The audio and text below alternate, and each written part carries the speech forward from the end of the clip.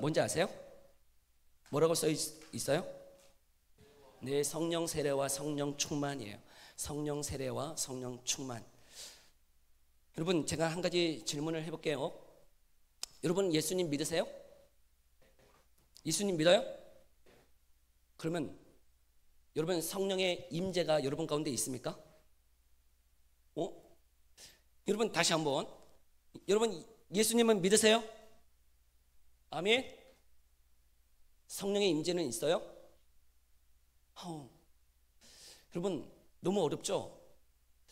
예수님을 믿느냐에 대해서는 그래도 몇 명은 아멘, 네 라고 얘기할 수 있는데, 성령의 임재가 있느냐라고 하는 그 질문 앞에서는 성령의 임재가 뭔데, 성령이 뭐지? 하는 마음이 우리 가운데 있더라는 거죠. 목사님도 아마 이 청년회 때 이런 질문을 받았다면 쉽게 대답하지는 못했을 거예요. 근데 오늘 여러분, 성령의 임재, 성령 세례와 성령 충만이 무엇인지를 함께 이 갈라디아서의 말씀을 통해서 함께 배워봤으면 좋겠어요. 아멘. 근데 여러분이 이제 저를 잘 모르니까 저 사람이 이렇게 지금 스캔하면서 저 사람이 누군가 이렇게 바라보고 있잖아요. 그래서 제 소개를 간략하게 하고 말씀을 전했으면 좋겠어요. 저는 저기 박물관 근처에 있는 새 엘림교회를 담임하고 있는 박경 목사예요. 사진이 잘 나오나요? 잘 나왔어요? 네.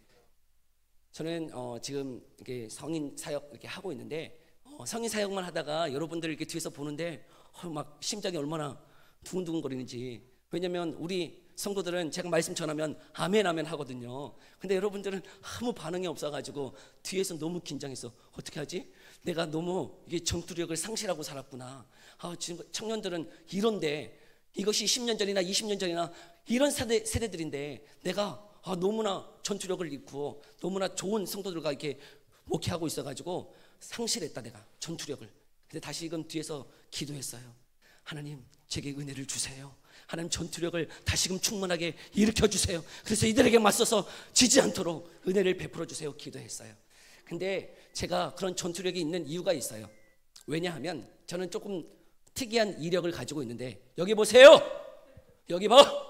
제가 좀 다른 이력을 가지고 있는데 저는 군대를 이렇게 장교로 갔다 왔어요. 장교. 근데 어떤 장교로 갔다 왔냐면 해병대 장교로 갔다 왔어요. 해병대 장교로 3년 6개월을 포항에서 근무해서. 근데 여러분, 저기 뒤에 여러분이 보면 왼쪽에 있는 게 뭔지 아세요? 해병대만 있는 상륙 장갑차라고 하는 거예요. 상륙 장갑차. 근데 그 부대에서 3년 동안 이렇게 해병대 그 청년들 20년 전에 눈에 막 레이저 나오는 애들이랑 장교로 임관해가지고 그들과 싸우려면 어떻게 해야 될까? 응? 그들과 싸우려면 어떻게 해야 될까? 눈에 살기가 있어야 돼. 눈에 살기가 없으면 그 해병대 애들을 제압할 수가 없어. 그래가지고 목사님이 해병대 가기 전에 헬스하고 수영하고 막 준비해가지고 검도하고 권투하고 막 열심히 준비해서 장교로 갔어. 장교로 가가지고 이 애들 앞에서 꿀리지 않으려고 눈빛이 살기가 있었어. 그 애들이 어떻게 할까요?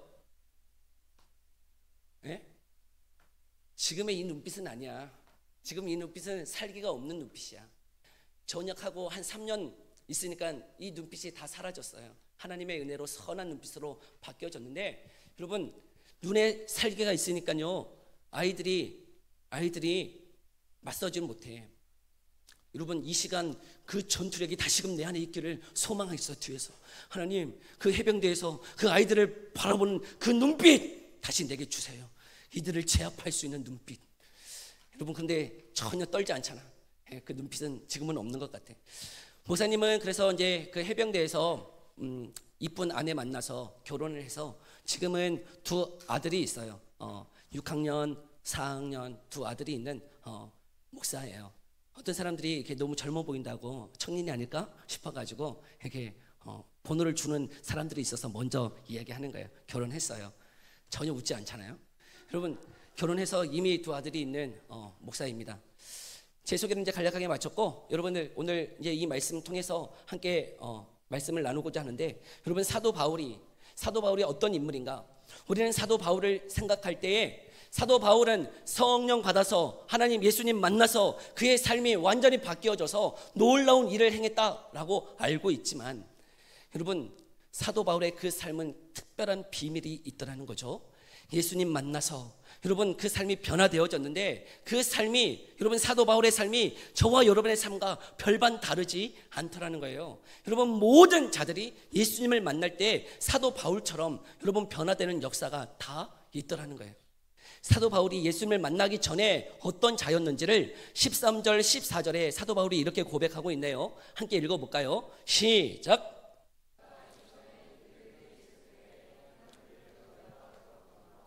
하나님의 교회를 심히 박해하여 멸하고 내가 내 동족 중 여러 영갑자보다 유대교를 지나치게 믿어 내 조상의 심이 있었으나. 여러분 사도 바울은 유대교 구약의 말씀을 믿었던 사람이에요.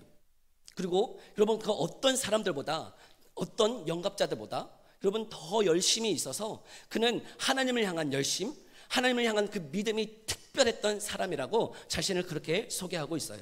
여러분 그래서 여러분 이 열심히 있었던 이 사도 바울은 예수님 만나기 이전에 무슨 일을 했냐면 예수님을 믿는 사람들, 예수님 믿는 사람들을 어떻게 했죠?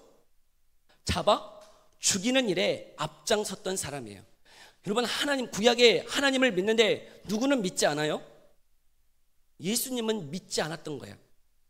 구약의 말씀을 믿는데 말씀은 아는데 누구는 믿지 않아요? 예수님은 믿지 않아요. 왜 믿지 않았을까요? 여러분 구약에 분명히 구약의 말씀을 보면 그 메시아 그리스도 여러분 그 모세와 같은 선지자를 보낼 것을 분명히 약속하고 계세요. 그래서 그 예수님 시대에 많은 사람들, 많은 유대인들은 누구를 기다리고 있었냐면 메시아 그리스도를 기다리고 있었어요. 근데 그 그리스도가 누구시죠? 예수님. 그 예수님이 유대 땅에 오셨는데 그 유대인들이 예수님 믿었어요? 안 믿었어요? 안 믿었어요. 안 믿었어. 왜 안 믿었을까? 여러분 유대인들이 분명히 구약의 말씀을 알고 있고 여러분 그들은 열심도 있고 하나님을 예배하는데도 불구하고 구약의 말씀에 예언되어 있던 그 메시아 그리스도가 분명히 오셨는데 왜 안 믿었을까? 그리고 그 예수님을 믿는 그 사람들을 왜 잡아 죽이는 일에 사도 바울은 앞장서서 일하고 있었을까? 여러분 요한복음에 보면 특별한 한 사건을 기록하고 있는데요. 함께 읽어볼까요? 요한복음 6장 14절 15절이에요. 함께 읽어봅시다. 시작. 이는 참으로 세상에 오실 그 선지자라 하더라. 그러므로 예수께서 그들이 와서 자기를 억지로 붙들어 임금으로 삼으려는 줄 아시고 다시 혼자 산으로 떠나 가시니라. 아멘. 여러분 이 요한복음 6장은 오병이어의 기적을 행하신 사건이에요. 오병이어가 뭐예요? 오병이어가 뭐예요? 보리떡 5개와 물고기 2마리로 몇 명을 먹이셨대요? 남자 성인들만 5,000명을 먹이셨다는 거예요.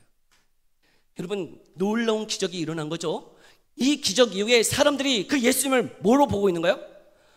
그 구약의 그 메시아 그 선지자가 나타났다라고 사람들이 막 칭송하기 시작했어요. 사람들이 그 예수님을 왕으로 모시려고 하고 있었다는 것이죠. 그런데 그렇게 왕으로 모시려고 하고 있을 그때에 예수님이 어떻게 하시는가 한번 다시 다음 말씀 볼까요? 함께 읽어봅니다. 시작. 예수께서 이르시되 나는 생명의 떡이니 내게 오는 자는 결코 줄이지 아니할 터이요 나를 믿는 자는 영원히 목마르지 아니하리라. 아멘. 여러분 예수님이 지금 자신을 왕으로 삼으려고 하고 메시아를 믿는 그들에게 이 예수님이 지금 사람들 앞에서 뭐라고 얘기하고 있는 거예요? 내가 생명의 떡이야. 야, 나를 믿는 자는 영원히 목마르지 아니해 라고 이야기했어요. 여러분 아멘이에요? 아멘. 네, 맞아요. 예수님이 생명의 떡이세요. 예수님을 믿는 자는 영원히 목마르지 아니하고 여러분 그 안에 생명이 있다라고 분명히 말씀하셨어요. 그런데 이 말씀을 들었던 그 유대인들은 어떤 반응이었을까? 함께 볼까요? 함께 읽어봅니다. 시작. 하늘에서 내려온 떡이라 하심으로 유대인들이 예수에 대하여 수군거려 이르되 이는 요셉의 아들 예수가 아니냐? 그 부모를 우리가 아는데 자기가 지금 어찌하여 하늘에서 내려왔다 하느냐? 아멘. 여러분 유대인들이 도저히 이해가 안 되는 거예요. 분명히 떡을 먹었을 때는 어떻게 생각했어요? 저분이 메시아다. 그 구약에서 말씀하셨던 메시아가 맞다 생각했는데 그리고 임금으로 삼으려고 했는데 예수님이 지금 그 떡을 먹었던 사람들에게 내가 생명의 떡이야.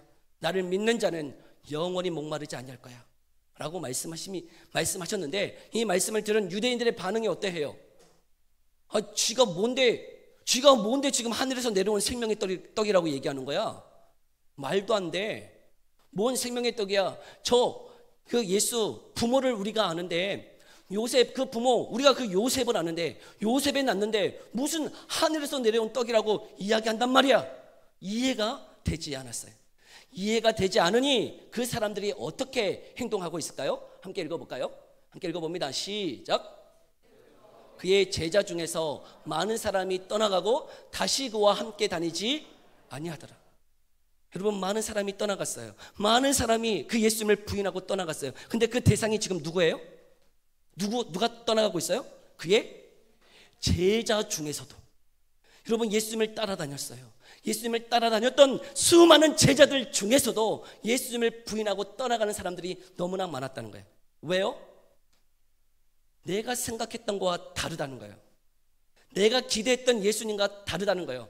떡만 주시면 돼요. 나 잘 먹고 잘 살게 해주시면 돼요. 그런데 그 예수님이 자신이 하늘에서 내려온 떡이요 자신을 믿는 자에게 영원한 생명이 있다라고 얘기하니 여러분, 그들이 알고 있었던 기대했던 생각과 다르기 때문에 예수님을 부인하고 떠나갔다는 것이죠. 여러분, 사도 바울도 왜 예수님을 믿는 자들을 잡아 죽이려고 했냐면 자신이 아는 것과 누가 다른 거예요? 예수님이 다른 거예요. 예수님은 신성 모독자예요.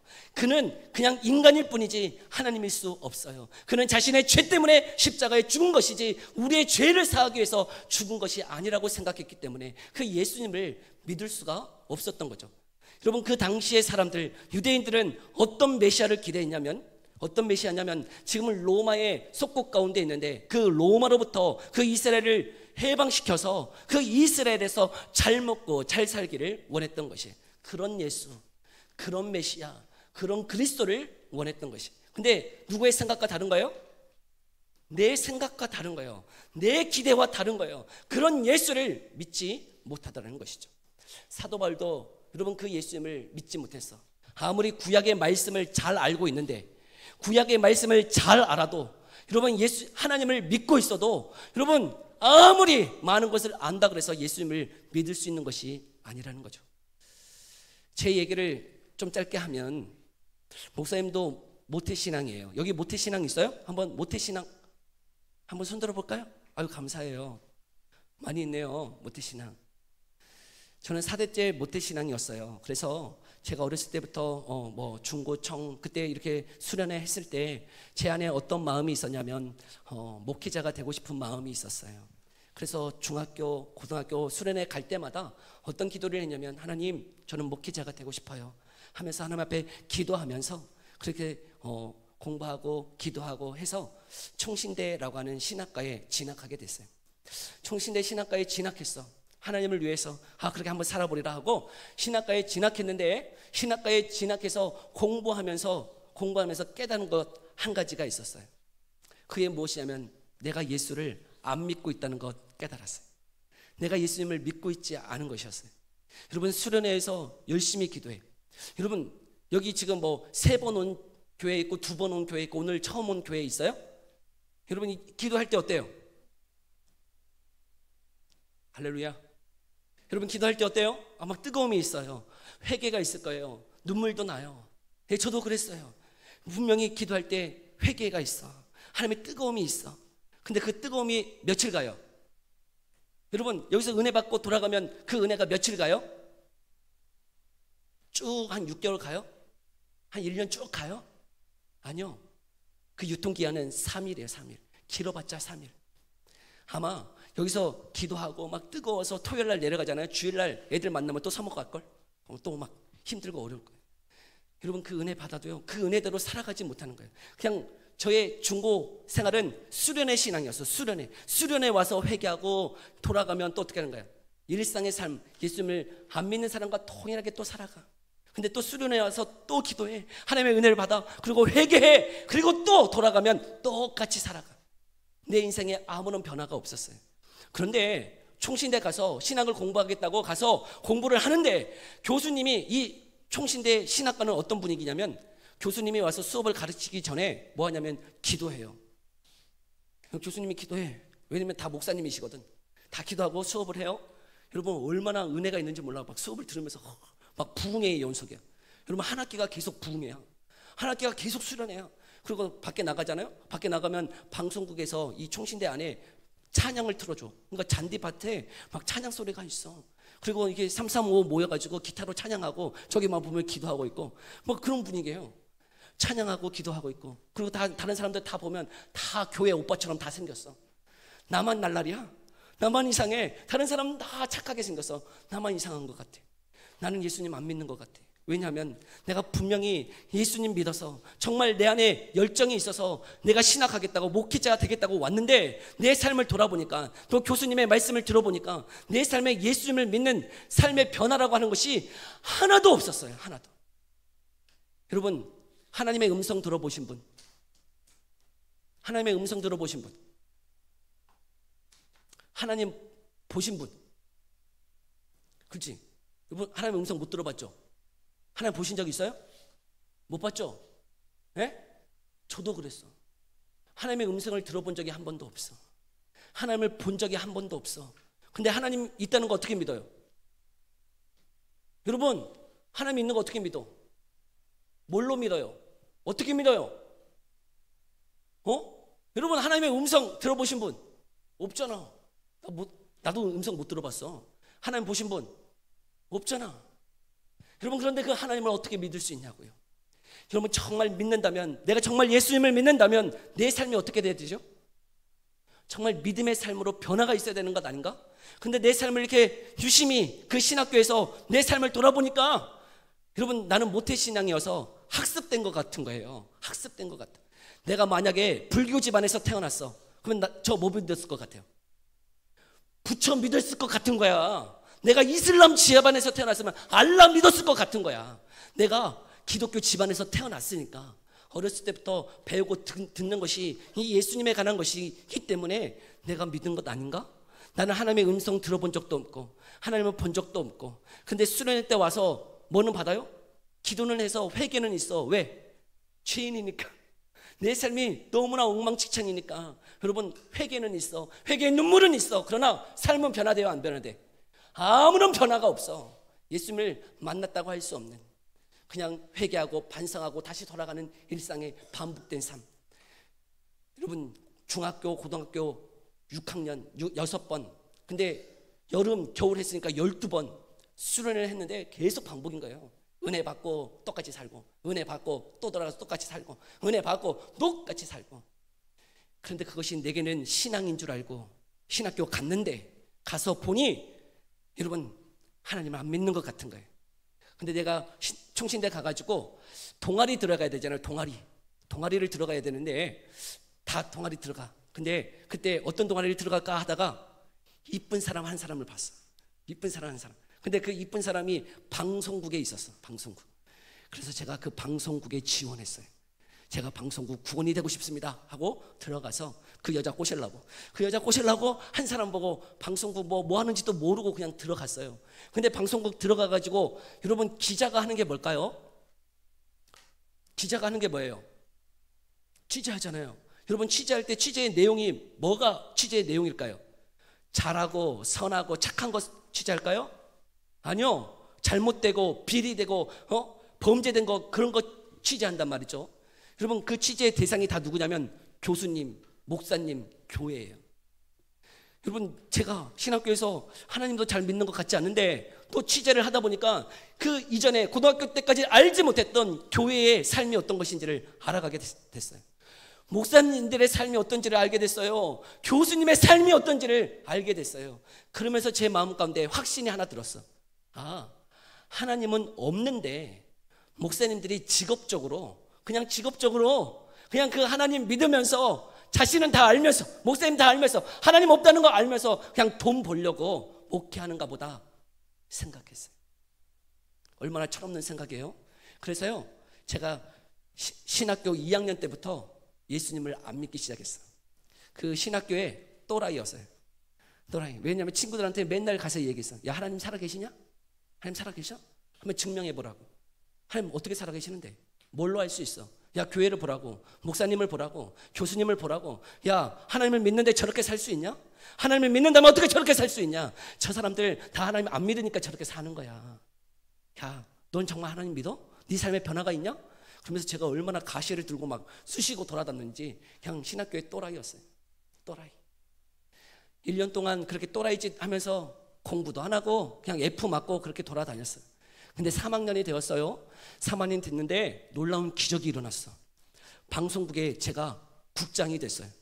여러분, 방송국의 국장이 뭐냐면 장학금을 주는 자리였어요. 여자친구 이렇게 사귀려고 들어갔는데 거기서 취재만 겁나 열심히 했거든. 취재만. 그러면서 방송국 국장이 됐어. 그러면서 장학금을 받았어. 근데 방송국 국장이 되면서 하는 역할이 뭐냐면 총학생회가 있어요. 총학생회. 총학생회가 어디를 가냐면 이제 신학기를 준비하기 전에 총학생회가 MT를 가서 총학생회 어떻게 신입생 환영회를 할지, 1학기 어떻게 운영할지 그런 MT가 있었어. 근데 그거 취재차, 저도 같이 우리 국원들 데리고 취재차 그 MT 하는 그 호텔로 갔어요. 호텔로 갔어. 근데 그 총학생회가 MT 하면서 뭐 회의는 하기 이전에 뭐 하냐면 예배를 드린다는 거예요. 예배.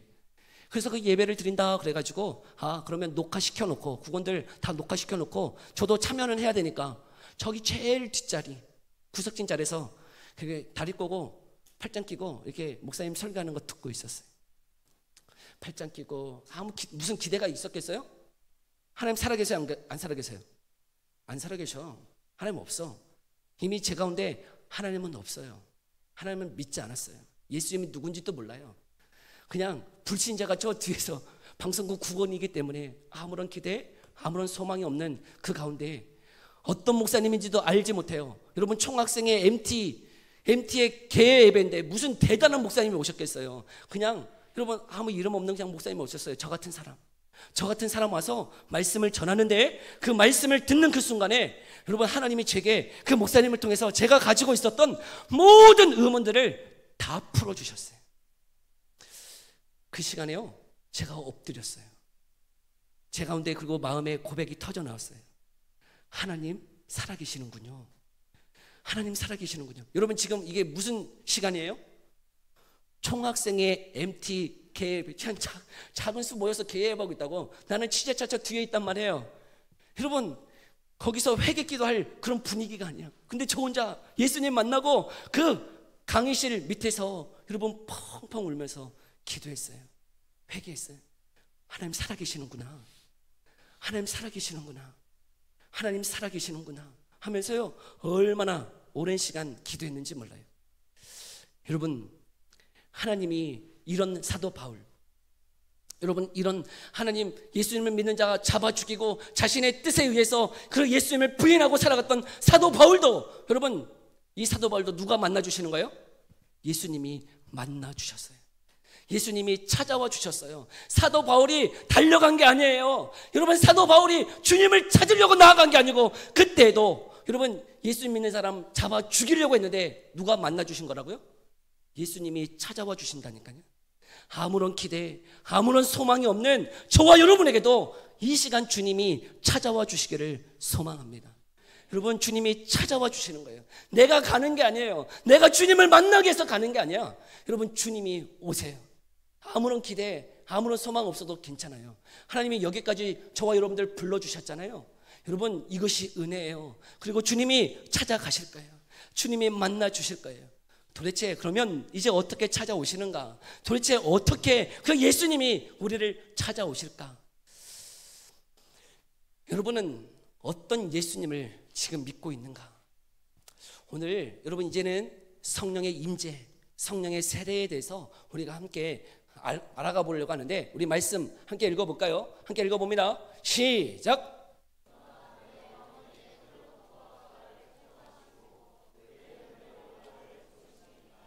아멘. 여러분 봐봐요. 분명히 예수 믿기 전에 그는 어떻게 행동하고 있었어요? 예수님 믿는 사람은 어떻게 하고 있었죠? 잡아 죽이고, 여러분 그 예수 믿는 사람들을 여러분 앞장서서 다 박멸해 버리려고 했어요. 교회를 다 없애버리려고 했던 사람이 사도 바울이란 말이죠. 그런데 그가 예수님을 만나고 나서 뭐라고 지금 고백하고 있냐면, 내 어머니의 태로부터 나를 택정하셨다는 거예요. 여러분, 아니, 지금 예수 믿기 전에 그는 예수를 박해하고 예수 믿는 자 잡아 죽이는 일에 앞장섰는데, 그가 예수님을 만나고 나니 고백했던 것이 무엇이냐면 이미 어머니의 태로부터 나를 택정하신 하나님의 은혜를 고백하고 있다는 거예요. 여러분, 하나님이요, 지금 우리 예수님 안 믿을 수 있어. 지금 예수님이 누군지 모를 수 있어. 여러분, 은혜는 받았다고 얘기하지만 여전히 아무런 변화 없이, 아무런 소망 없이 살아갈 수 있어요. 그러나 여러분, 여기에 있는 저와 여러분 모두는 하나님이 어머니의 태로부터 택정하셔서 지금 이 자리에 부르신 줄 믿습니다. 그게 은혜예요, 은혜. 근데 그 은혜가 구체적으로 어떤 은혜인가? 여러분, 그 은혜가 무엇인지를 우리가 함께 이제 알아가 볼 텐데요. 우리 한번 읽어볼까요? 고린도전서 2장 5절이에요. 사도 바울이 이렇게 고백하는 거예요. 함께 읽어봅시다. 시작.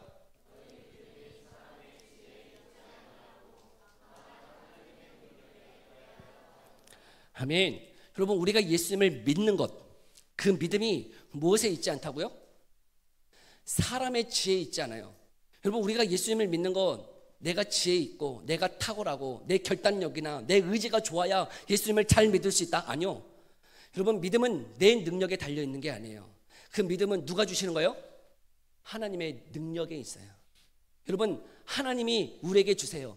하나님이 이 어머니의 태로부터 이미 택정하시고 부르신 자들에게, 여러분, 이전에 우리가 어떻게 살았든지 상관없이요, 여러분, 하나님의 때에 우리에게 하나님의 능력으로 예수님을 믿을 수 있는 믿음을 주신단 말이죠. 어떻게 해요? 도대체 어떻게 그 예수님을 믿을 수 있는 믿음을 주시는가? 한번 볼까요? 함께 로마서 3장 10절부터 12절이에요. 함께 읽어봅시다. 시작. 기록된 바 의인은 없나니 하나도 없으며 깨닫는 자도 없고 하나님을 찾는 자도 없고 다 치우쳐 함께 무익하게 되고 선을 행하는 자는 없나니 하나도 없도다. 여러분, 예수 믿기 전에 우리의 삶이에요. 우리는 우리 스스로가 하나님을 찾지도 못해요. 하나님의 말씀을 깨닫지도 못해요. 여러분, 하나님의 뜻대로 살아가지 못해요. 우리의 의지나 우리의 결단력이 아니란 말이에요. 여러분, 무엇이 필요한가? 요한복음 3장 3절에 이렇게 말씀하시네요. 예수님이 말씀하시는 거예요. 함께 읽어볼까요? 함께 읽어봅니다. 시작.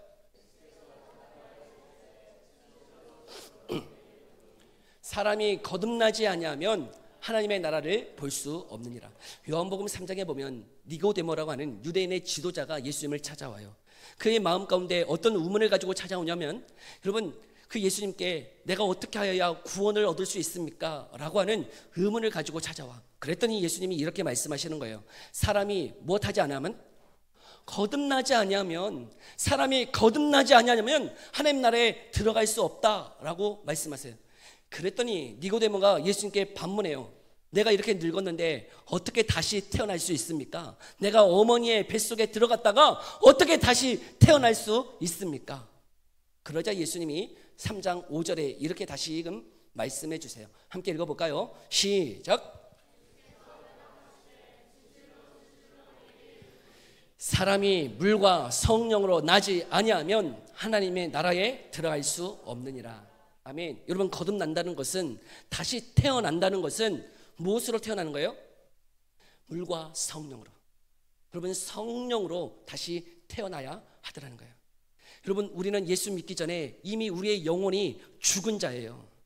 여러분, 이미 우리의 영혼에 하나님의 영이 없는 자예요.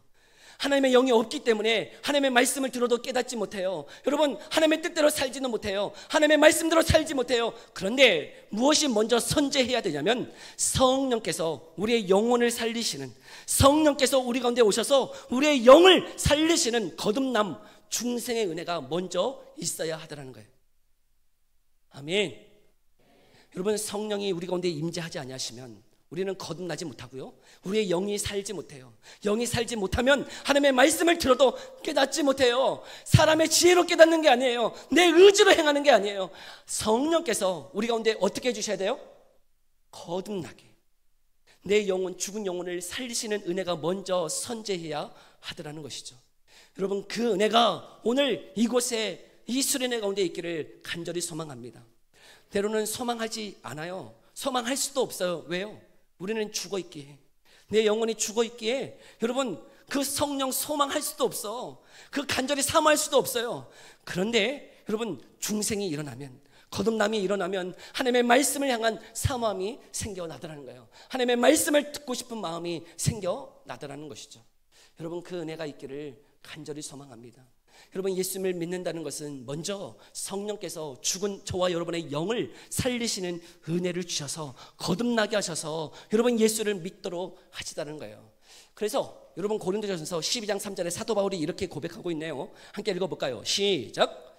성령으로 아니하고는 누구든지 예수를 주시라 할 수 없느니라. 아멘. 성령이 아니고서는, 여러분, 성령으로 아니하고서는 누구도 예수님이 나의 주, 나의 하나님이라고 고백할 수가 없더라는 거예요. 베드로도, 여러분, 요한복음 16장 16절에 보면 베드로도 뭐라고 지금 예수님을 향해서 얘기하고 있냐면, 주는 그리스도시요 살아계신 하나님의 아들이십니다 라고 이야기해요. 그러자 예수님이 베드로에게 뭐라고 말씀하시냐면, 이를 알게 한 것은 혈육이 아니요 하나님의 뜻이라고 말씀하고 계세요. 여러분, 그 예수님이 나의 주, 나의 하나님으로 그분을 그리스도로 믿는 것이 혈육, 내 인간의 이성이나 내 지성이나 내 의지로 깨달아서 알아지는 게 아니라고요. 하나님의 능력이에요. 그 능력이 구체적으로 무엇이냐면 성령이 거듭나게 하시는 은혜예요. 여러분, 그 은혜가 우리 가운데 있기를 소망합니다. 그 은혜 없이는요 예수님을 믿을 수 있는 게 아니에요. 근데 여러분, 그러면 어떻게 해야 성령이 우리 가운데 임재하시는 거예요? 여러분, 어떻게 해야 되는 거예요? 어떻게 해야 되죠? 성령의 임재를 경험하려면 어떻게 해야 되는 거예요? 여러분, 어떻게 해야 될까요? 다른 거 없어요. 여러분, 이 자리에 나오게 하신 것이 하나님의 은혜인 줄 믿습니다. 여러분, 여러분의 의지, 여러분의 결단, 그 이전에요 하나님이 여러분의 마음을 움직이셔서 여러분 여기까지 하나님이 인도하셨어요. 하나님이 작업하고 계시는 거예요. 여러분, 그때 여러분이 기도하세요. 부르짖어 사모하세요. 그러면 하나님이 여러분, 저와 여러분에게 성령을 주실 줄 믿습니다. 여러분, 그 거듭나시는, 그 거듭나게 하시는 그 은혜를 주셔서 예수님이 누구이신지를 보게 해 주시다는 거예요. 여러분, 그 성령이 주셔야, 성령이 임해야 여러분 누구를 보냐면 예수님을 바라보게 하는 거예요. 예수님이 누구인지를 보게 하더라는 것이죠. 여러분, 그런 성령의 은혜가 저와 여러분 가운데 있기를 소망합니다. 여러분, 그 성령의 은혜가 임한다는 것, 그것이 신약 시대에만 있었던 게 아니에요. 그것은 이미 구약 때부터 예언되어진 말씀들이 있어요. 뭐라고 지금 말씀하시냐면 에스겔 37장에 보면 그 에스겔을 통해서 한 가지 환상을 말씀하세요. 여러분, 에스겔 37장은 마른 뼈의 환상이라고 불려지는 말씀인데요, 여러분, 마른 뼈는 죽은 거예요, 사는 거예요? 죽은 자예요, 죽은 자. 저와 여러분처럼 예수님을 알지 못할 때 그 상태, 마른 뼈와 같은 자들이에요. 근데 그 마른 뼈들이 어떻게 살아나는지를 하나님이 이렇게 에스겔에게 말씀하고 계시네요. 함께 읽어볼까요? 시작.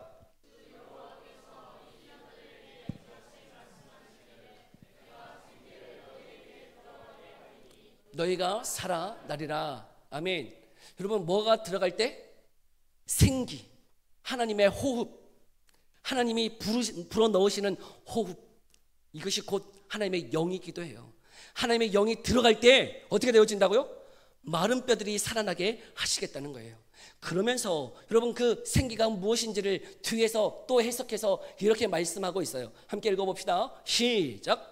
내가 또 내 영을 너희 속에 두어 너희가 살아나게 하고.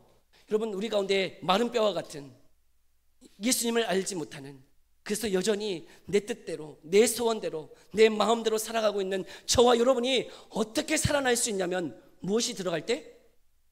주의 영, 여러분, 성령이 들어갈 때, 거듭나게 하시는 은혜가 있을 때 살아나게 하시더라는 거예요. 여러분 아세요?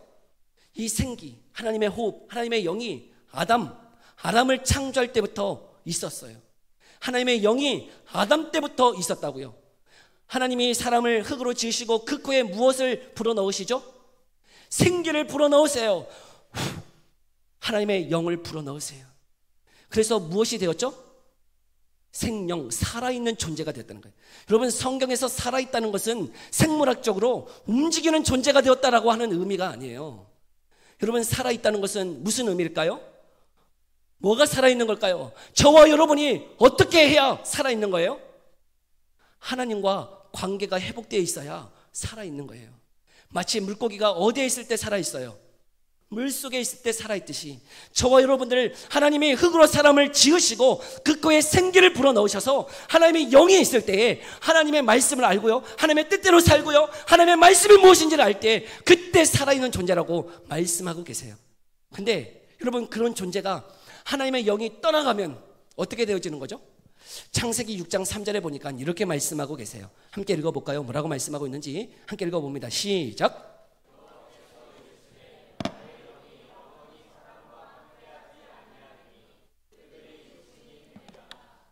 아멘. 여러분, 하나님의 영이 떠나간다고 얘기했어요. 여러분, 하나님의 영이 그러면 이전에는 같이 있었다는 거예요, 없었다는 거예요? 있었어요. 이전에는 그 영이, 하나님의 영이 사람과 함께 있었다고요. 그래서 살아있는 존재로 하나님이 여겨주셨어요. 그런데 범죄한 이후에 하나님의 영이 어떻게 되신 거예요? 떠나가신 거예요. 떠나가니 여러분 뭐가 되어졌다고요? 그들이 육신이 되어진 거예요. 그냥 고기 덩어리라는 거예요. 여러분, 움직이기는 움직여. 근데 그 존재가 무엇 같냐면 좀비와 같은 인생이에요. 여러분 다 좀비 같잖아요. 여러분, 좀비처럼 뭘 위해 살아가는지 몰라. 그냥 앞만 보고 막 사람이 쫓아가면 다 쫓아가, 거기로 다 가. 좀비처럼 살아가는 인생, 그것이 육신의 존재예요. 죽은 존재예요. 우리 가운데 무엇이 들어와야 되는 거예요? 성령의 임재가 있어야 되는 거예요. 그것을 곧 성령 세례라고 이야기하기도 해요. 여러분, 성령의 임재가 있을 때 거듭나게 하시고 살아나게 하시고, 여러분 우리 가운데 거듭나게 하시는 그 은혜가 있을 때 예수님을 믿을 수 있다는 것이죠. 아멘. 여러분, 그 은혜를 사모하며 나아갈 수 있는 이 시간 되기를 소망해요. 근데 더 한 가지, 여러분, 이 가운데는 그 성령의 은혜가 있는 사람들 있을 거예요. 성령의 은혜가 있어서 예수님을 믿는다고 고백하는 사람들이 많이 있을 수 있을 것 같아요. 그런데 우리의 일상의 삶을 돌아보면 여러분, 하나님의 뜻대로 사나요? 하나님의 말씀대로 살아요? 아니요. 목사님도 그 총학생의 MT 때 그 하나님 만났잖아요. 만나고 그 인생이 어떻게 되어졌을까요? 하나님이 만나면 인생이 바로 변화되어지는 걸까요? 인생이 예수님 만나면 바로 인생이 그냥 변화되어져서 은사와 능력이 팍팍 나가고 여러분 사람들이 막 변화되고 막 그럴까요? 아니에요. 여러분, 그 성령의 은혜가 있을 때 회개가 일어나요. 믿음이 있어요. 이제 말씀대로 살아가고 싶은 마음이 생겨나요. 예수님의 말씀대로 살고 싶은 마음이 생겨나더라는 거예요. 마음이 있어. 근데 그 마음대로 살아갈 수 있을까요? 듣고 있어요? 여러분, 성령의 은혜가 있어서요, 하나님의 말씀을 이제 들어요. 알아요. 말씀대로 살고 싶은 마음도 있어요. 그런데 우리의 현실을 보면 말씀대로 사냐고요? 말씀대로 살아요, 못 살아요? 못 살아요. 못 살아. 여러분, 제자들의 삶이 마치 이와 같았어요. 한번 볼까요? 누가복음 5장 8절에 보면 이 제자들, 특별히 이 베드로가 예수님을 만났어요. 어떻게 만났나? 함께 읽어볼까요? 함께 읽어봅니다. 시작.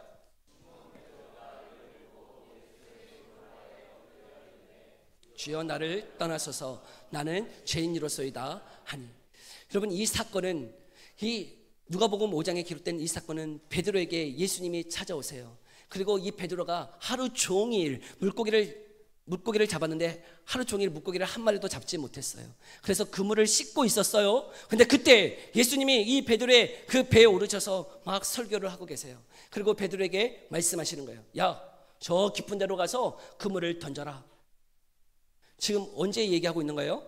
그물을 뭐 하고 있을 때? 씻고 있을 때, 다 정리하고 있을 때 그 예수님이 다시금 얘기하는 거예요. 야, 그거 다시 들고 가서 저 깊은 데에 그물을 던져. 저는 뭐 물고기 잡는 거 그렇게 뭐 좋아하지는 않는데, 여러분 설교 들을 때 목사님들이 그렇게 많이 말씀하시잖아요. 뭐 깊은 데는 물고기가 있대요, 없대요? 뭐 없다 그러더라고요. 근데 왜 깊은 데에 물고기가 없는지 저는 모르겠어요. 물고기가 다 깊은 데에 있지 뭐 얕은 데 있어요? 저 깊은 데 다 있지. 근데 그렇게 설교하시더라고요. 저는 아직 잘 모르겠어요. 깊은 데 없대. 네, 베드로의 짬밥으로 봤을 때 여러분 지금 하루 종일 물고기를 잡았지만 잡았어요, 못 잡았어요? 못 잡았어요. 한 마리도 못 잡았어요. 그런데 예수님이 말씀하시니 지금 뭐라고 얘기하냐면 그 말씀에 의지하여 내가 나아가서 그물을 내리겠습니다 고백하고 나아갔더니 어떤 일이 벌어진 거예요? 나아갔더니 그물이 찢어지도록 많은 물고기를 잡았어요. 여러분 물고기를 많이 잡고 난 다음에 여러분 베드로가 지금 이렇게 고백하고 있는 거예요. 그 예수의 무릎 앞에 엎드려 뭐라고 얘기하고 있어요? 주여 나를 떠나소서 나는 죄인입니다. 이게 물고기 많이 잡았는데 왜 나는 저런 고백을 하고 있는지 이해가 안 되더라고.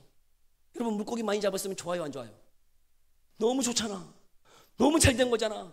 그런데 왜 이 고백을 하고 있느냐? 여러분 지금 이 사건이 있기 이전에 이 베드로는 예수님을 최소 3번 만났어요. 예수님이 여러분 자신의 장모를 고친 것도 보았어요. 예수님이 여러분 병자를 치유하는 것을 보았어요. 많이 보았는데 그때는 예수님을 믿었을까요? 안 믿었을까요? 안 믿었어. 그런데 자신에게 찾아오셔서 깊은 데로 가서 그물을 던지라 하신 그 말씀에 순종하여 나아가서 그물을 던졌더니 그물을 찢어지도록 많은 물고기를 잡은 이후에 그 예수님이 누구이신지를 보게 하신 거예요. 뭐가 임한 거예요? 성령의 임재가 있었어요. 성령이 깨닫게 하시는 은혜가 있었어요. 그래서 내가 그 예수님 앞에 얼마나 죄인인지를 알고 그 예수님이 누구인지를 고백하고 있는 것이죠. 그러고 난 다음에 어떤 반응을 보이는가? 여러분 함께 읽어볼까요? 함께 읽어봅니다. 시작. 그들이 배들을 육지에 대고 모든 것을 버려두고 예수를 따르니. 여러분 예수님을 만났을 때 제자들 어떤 삶이에요? 모든 것 다 버려두고요 예수님을 따랐다고요. 여러분 성령의 임재가 있고 성령의 은혜가 있을 때 통일한 마음이 있어요. 예수님의 말씀대로 살아가고 싶은 마음이 있어요. 정말 모든 것을 버려두고 주님을 위해 헌신하고자 하는 마음이 있어요. 저도요 그 예수님을 만나고 주님 앞에 기도했어요. 이제 3학년 때 신학교 3학년 때 제가 회심했어요. 회심하고 난 다음에 기도했어요. 주님 내가 주를 위해서 무엇 하리까? 내가 주님을 위해서 살고 싶은데 내가 정말 주님을 위해서 저 아프리카 가라 하시면 아프리카 가겠고 내가 저 오지 가라 하면 거기 가고 싶어요. 내가 어디를 가야 됩니까? 라고 기도했더니 제게 주시는 마음이 여러분 선교지가 대한민국이라는 거예요. 제게 주시는 마음이 대한민국이었어요. 근데 그때는 깨닫지를 못했어요. 무슨 선교지가 대한민국인가? 무슨 선교지가 대한민국일까? 하는 마음이 있었어요. 근데 이제는 알겠어요. 이제 선교지가 다른 곳이 아니에요. 선교지가 이제 대한민국이 됐어요. 여러분 청년들이요, 여러분 교회 청년들이 별로 없어요. 교회 주일학교가 없는 교회들 70%가 주일학교가 없어요. 다음 세대들이 없어요. 여러분 지금 여러분들 학교에서 예수 믿는다 그렇게 이야기할 수 있는 사람 있나요? 여러분 혹시 학교에서 밥 먹으면서 기도하는 사람? 놀라우신 분들이 계세요. 여러분 부끄러운 거야. 예수 믿는다는 것이 부끄러워. 예수 믿는 것을 담대하게 이야기할 수 없는 그런 시대를 우리가 살아가고 있다는 거예요. 이 시대가요 이제 선교지가 됐어요. 이제 알겠어요. 하나님이 내게 주신 선교지가 대한민국이라고 하는 그 의미가 무엇인지를요. 베드로 예수님 만났어요. 성령의 임재가 있어요. 그래서 모든 것을 버려두고 주님을 따랐어요. 주님을 따랐어. 그러면 여러분 주님을 따랐던 베드로의 삶이 어땠을까요? 여러분 주님을 위해서 모든 것 버려두고 따라갔으니 여러분 그 주님을 위해서 자신의 생명까지 다 바치지 않았을까요? 근데 놀라운 일들이 있어요. 여러분 제자들 가운데 예수님이 이제 마지막 때 예루살렘으로 들어가시고 십자가에 못 박혀 죽이신다고 제자들에게 이야기하는데 제자들은 무엇 때문에 다투는가? 한번 볼까요? 함께 읽어봅시다. 시작. 그중 누가 크냐 하는 다툼이, 여러분 그들은 무엇 때문에 다투고 있어요? 누가 크냐. 여러분 그 의미가 무엇이냐면 그들은 무슨 생각하고 있냐면 이제 예수님이 이 예루살렘에 들어가시면 로마를 쳐부수고 이스라엘을 회복해 하실 것인데 이제 왕으로 등극하실 텐데 누가 그 옆자리에 앉느냐, 누가 더 큰 자리에 앉느냐, 누가 더 높은 자리에 앉느냐, 그것 때문에 뭐 하고 있는 거예요? 싸우고 있는 거예요. 예수님은 지금 뭐 한다고 들어가신다고? 십자가에 죽는다고 계속 얘기하는데, 십자가에 죽는다? 나 죽는다 얘기하는데 제자들은 그거 안 들어. 죽든 말든 뭐 상관없어. 막 여러분 자신들은 누가 그 예수님 옆자리에 앉는지가 더 중요해. 내가 더 많은 거 가지기 위해서, 더 큰 거 가지기 위해서 싸우고 있다는 거예요. 그러면서 예수님이 베드로에게 이런 이야기를 할 때 베드로에게 얘기해요. 내가 죽으러 가는데 너 나 따라올 수 있겠니? 여러분 그때 베드로가 뭐라고 대답하는지 아세요? 함께 읽어볼까요? 시작.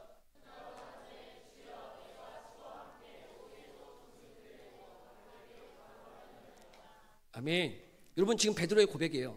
이게 진심이었을까요? 진심이 아니었을까요? 예? 이게 베드로가 지금 예수님이 지금 십자가에 죽으러 나아간다고 너도 그 길 따라가겠니? 물을 때 베드로가 이렇게 대답하는 거예요. 내가 주와 함께 오게도 가고 내가 주와 함께 죽기를 각오했습니다. 내 생명 다 바치겠습니다 라고 고백하고 있다고요.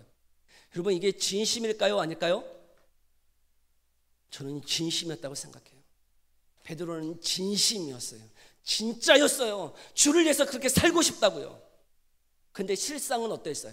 예수님 진짜 십자가에 죽었을 때 여러분 어떻게 했죠? 베드로? 부인한 것만이 아니야. 뭐까지 했어요? 저주까지 했어.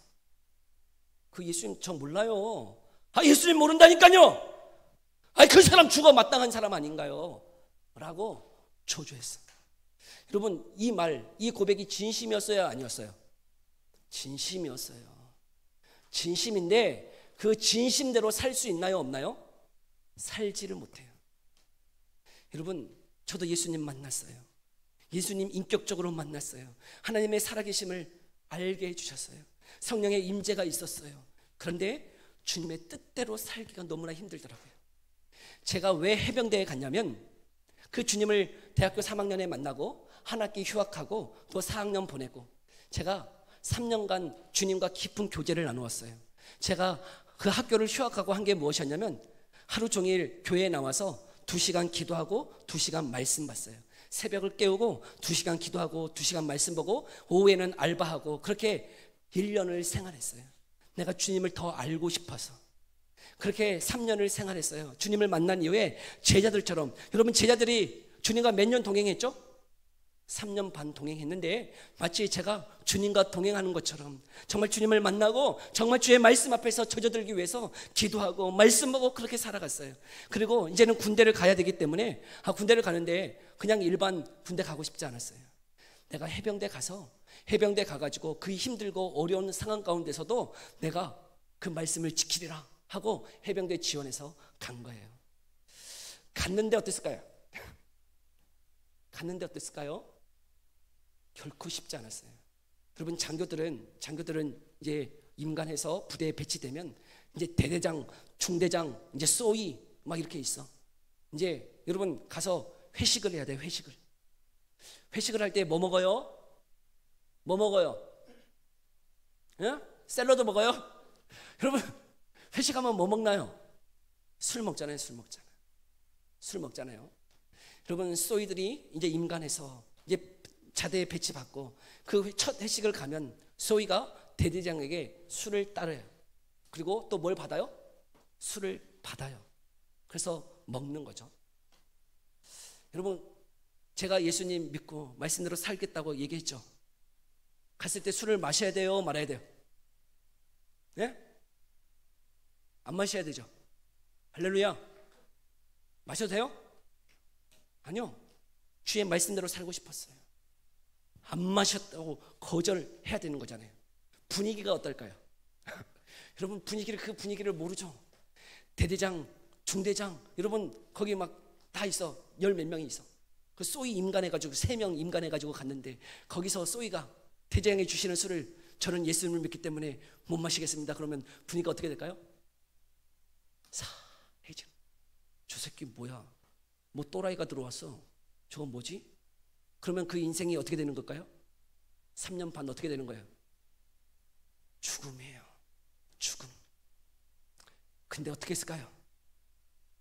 어떻게 했을까 목사님? 먹었을까요? 안 먹었을까요? 먹었을까요? 안 먹었을까요? 안 먹었어요. 거절했어요. 저는 예수님을 믿어서 저는 신학생이고 그래서 술을 마실 수 없습니다. 분위기가 어떻게 될까요? 싸했어. 그리고 제 위에 있는 중대장이 저를 바라보는데 저 새끼 뭐지? 하는 그 눈빛으로 바라보는데 저는 죽음이었어요. 저는 이대로 지금 부대에 들어가면 어떻게 되는 거예요? 창고에 들어가서 죽어야 돼. 근데요 거절했어요. 그리고 대대장님이 얘기해 줬어요. 대대장님이 집사님이셨어. 술 드시는 집사님이셨어요. 근데 그 대제장님이 이야기해 주는 거예요. 건들지 말라고. 이 박기영 건들지 마라. 준대장한테 다 얘기해 줬어요. 얘 건들지 마. 그리고 얘 마시지 말게 해. 그리고 얘는 이제 대제장이 술 마실 때 너는 항상 따라오는데 너는 운전병이다. 대리운전이었어요. 저는 대리운전병이었어. 그래서 대대장이 술을 마실 때 저는 따라가요. 따라가면 술 안 마셔. 그리고 뭐 하는 거예요? 운전해 주는 거예요. 그래서 살려주셨어요. 여러분, 하나님이 주의 말씀대로 살고자 하는 자에게 길을 열어주세요. 주님의 말씀대로 살고자 하면 길을 열어주세요. 그런데요, 여러분, 우리 뜻대로 되는 것은 아니에요. 우리의 힘대로 되는 것은 아니에요. 그렇게 한 이후에 여러분, 말씀대로 사는 것이, 군대에서 여러분 말씀대로 사는 것이 쉬웠냐? 결코 쉽지 않았어요. 새벽 예배 나가기를 원했는데요, 새벽 예배 나가기가 너무 힘들었어요. 여러분, 직장 생활을 하면서, 내가 직장 생활을 하는 거잖아요. 군 생활이 직장 생활을 하는 거예요. 그 직장 생활을 하면서 정말 성도들이 사는 것처럼 하나님 앞에 예배하고 기도하고, 내가 3년 반 동안 군대에 있으면서 그렇게 살아보려고 나아갔는데 새벽 예배에 나가는 것이 쉽지 않더라고요. 군대 생활하면서 야간 근무하고 새벽에 나아가서 예배하고 출근하는 것 쉽지 않더라고요. 주일마다 예배 드리는 것 쉽지 않더라고요. 여러분, 하나님의 뜻대로 하나님 만났는데 하나님의 말씀대로 살아가는 것이 결코 쉽지 않았어요. 제자들도 마찬가지예요. 주님의 뜻대로 살고 싶다고요. 옥에 갇히고요, 내가 생명 바쳐서 살아가고 싶어요. 근데 살아요, 못 살아요? 못 살아요. 못 살아요. 근데 그 못 사는 것, 그냥 못 사는 대로 놔두시지 않으세요. 여러분, 우리에게 무엇을 주시냐면, 무엇을 주세요? 성령의 충만을 허락해 주세요. 여러분, 성령의 임재가 있어서 끝나는 게 아니에요. 여러분, 그 성령이 임재하셨어요. 임재하면 그 성령으로 무엇 하기를 원하세요? 충만하기를 원하신다고요. 성령의 충만. 여러분, 여기에 물이 있네요. 이 물이 지금 충만해요, 안 충만해요? 충만해요, 안 충만해요? 어려워요? 여러분, 여기에 물이 충만해, 안 충만해? 모질하잖아.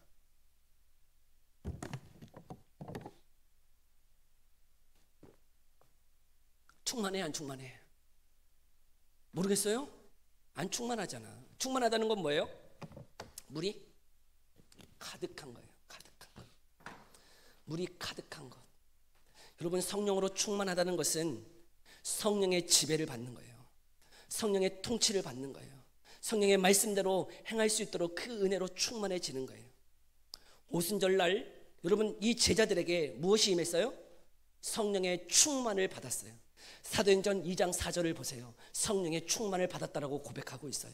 여러분, 성령의 충만이 임하자 여러분, 그 베드로의 삶들이, 제자들의 삶들이 변화되어지다는 거예요. 예수님을 증거하기 시작해요. 예수님을 증거할 때 여러분, 유대의 지도자들이 베드로에게 얘기해요.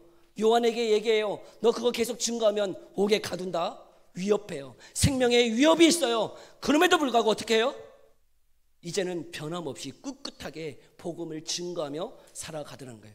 무엇이 있을 때요? 성령의 충만이 있을 때요. 전에 사랑하는 우리 성도 여러분, 우리 자녀들 여러분, 성령의 임재가 있을 수 있어요. 그래서요, 예수님 믿을 수 있어요. 알 수 있어요. 그런데 거기서 머무르지 마세요. 여러분, 무엇을 구해야 되는가요? 성령의 충만이에요. 그 말씀대로 살아갈 수 있도록, 내 의지대로가 아니고, 내 뜻대로가 아니고, 내 자아대로 살아가는 게 아니고 성령의 충만을 받아서 여러분, 사도들이 변화되었던 것처럼 여러분, 우리의 삶도 변화되어지기를 소망합니다. 여러분, 사도 베드로도 그 성령의 충만을 위해서 살아갔던 사람이에요. 여러분, 사도 베드로는 그 다메섹 그 도상에서 예수님을 만나고 난 이후에 여러분, 성령의 임재가 있었어요. 그런데 곧바로 전도 여행을 떠난 것이 아니에요. 여러분, 우리 갈라디아서 2장 1절을 볼까요? 갈라디아서 2장 1절. 거기 말씀 한번 읽어봅시다. 갈라디아서 2장 1절이에요. 함께 읽어봅시다. 시작. 예루살렘에 올라갔노니 몇 년 후에? 14년 후에. 여러분, 사도 바울이 예수님을 만나고 여러분 전도 여행을 떠나기까지 지금 몇 년의 시간이 지난 거냐면 1차 전도 여행까지 포함한다면 약 12년, 10년의 시간이 지난 거예요. 예수님을 만나고 몇 년이 지난 거예요? 약 10년의 시간이 지난 거예요. 10년. 여러분 그 10년 동안 무엇 했을까요? 그는 자신의 고향 그 다소로 가서요, 그 다소 근처에서 훈련되고 연단의 시간들을 보내었어요. 하나님 만났다 그래서, 예수님 믿었다 그래서 곧바로 그 사역지로 간 게 아니에요. 전도 여행지로 간 게 아니에요. 여러분 그도 훈련되어져야 되는 기간이 있었어요. 10년이라고 하는 세월 동안 훈련되어졌어요. 연단되어졌어요. 예수님을 만났다 그래서 우리의 인생이 곧바로 변화되는 게 아니에요. 목사님도 여러분 약 20년의 세월 동안 훈련되고 연단되어져서 여기까지 왔어요. 하나님의 말씀대로 사는 건 쉽지 않아요. 여러분 주님의 말씀을 따라가는 건 쉽지 않아요. 그런데 우리를 홀로 두지 아니하시고 우리 가운데 성령을 주셔서 그 성령의 은혜가 있을 때 성령으로 충만하게 하셔서 그 말씀대로 살아가도록 하셨다는 사실이에요. 여러분 그 은혜를 우리가 이 수련의 기간에 구하며 걸어갈 수 있기를 소망합니다. 여러분 예수님을 아직 믿지 못하는 자들이 있다면 여러분 성령께서 내 가운데 거듭나게 하시는 은혜를 달라고. 근데 이제는 성령의 임재가 있는 자들은 그 성령의 임재만이 아니고 이제는 성령의 충만을 주셔서 그 성령의 충만함으로 하나님 정말 주의 말씀대로 살아갈 수 있도록 여러분 그 성령을 의지하며 걸어갈 수 있는 저와 여러분의 삶 되어지기를 소망합니다. 어떻게 해야 된다고요? 그 성령의 임재, 그 성령의 충만을 위해서 우리는 어떻게 해야 될까요? 여러분 성령을 향해서 여러분 말씀하시는 것들이 있는데 우리 한 말씀만 함께 같이 한번 읽어볼까요? 한 말씀만 같이 읽어봅니다. 시작.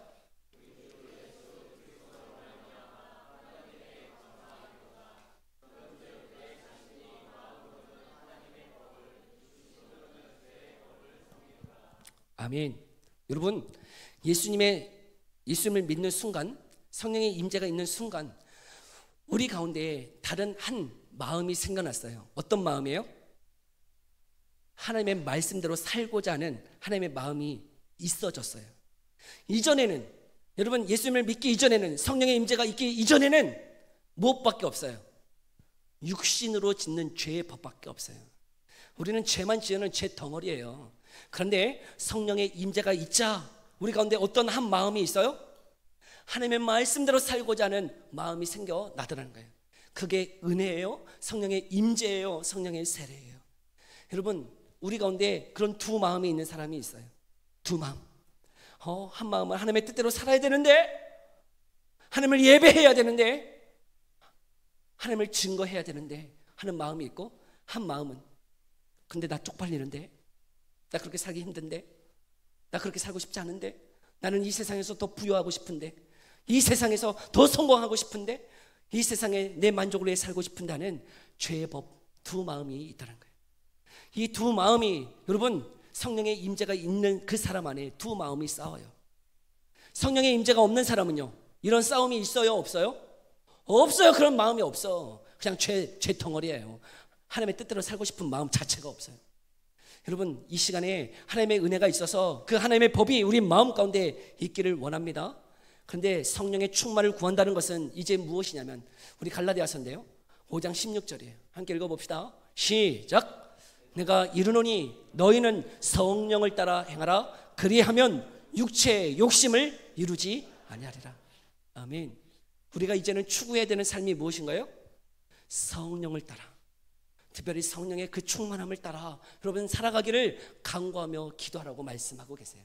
그래서 우리 마지막 이제 한 구절 남았어요. 마지막 우리 큰 소리로 한번 읽어볼까요? 이제 마지막 한 구절. 여러분 어떻게 성령의 충만을 받을 수 있는가 함께 읽어봅시다. 시작.